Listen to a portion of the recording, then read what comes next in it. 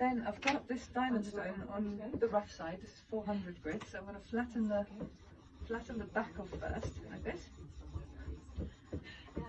because it's always really important to have the back flat, otherwise it won't work. So now that I've got nothing showing there, no burr or anything, I'm going to turn it round and find the angle like this. And then I'm going to use my finger just as a guide for the angle. And then I'm going to just go back and forth a couple of times without moving this hand. I'm going to check whether I've got the angle. And I have. Can you see? It's kind of touching. It's touching. It's a little bowed in the middle, but the angle is good. So I'm going to keep my finger right there and then carry on the rough side. And I'm kind of looking my arms, and I'm moving from my feet. You can see, because I don't want to do this. Very kind of nice round. That we want this really flat. So I'm locking my whole upper body, and I've got one foot in front of the other, and I'm literally just rocking from my feet like this. And then after a little while, I should be able to feel a bit of a burr here. Like, do you want to feel it? You feel that? Yeah. Yeah, a little bit of metal, and that's enough on the coarse side, because now I'm going to turn it to the finer side, and what I'm going to do is I'm going to bend the burr back and forth until it falls off, in theory. Basically, sometimes I cut that process short and just knock it off, but so that's the flat side. now I'm back on the flat side because that's where the burr is. I'm bending it to the bevel side.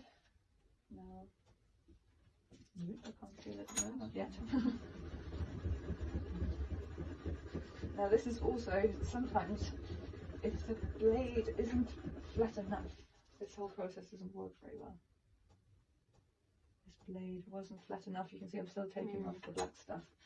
Okay, so I've got to keep going a bit. I think, yeah. It depends on the tool itself. If you've got a good tool, I don't know. This was Just an internet buy. Yeah. Don't know where it's from. It's got Chinese writing over it. Yeah. Okay, now I'm getting a little closer there. Yeah. There. I can still see it hasn't touched here or here. Right. Normally, if you buy a new tool, it shouldn't take you very long to flatten and get it to a sharp state, because it hasn't been kind of sharpened at the wrong angles or has nicked out of it. But this one takes a little bit of work. Okay, well, let's just go for it and see how we get on. Thank you. So now I've got the burr on this side, and so now I'm putting it back on the matte bevel.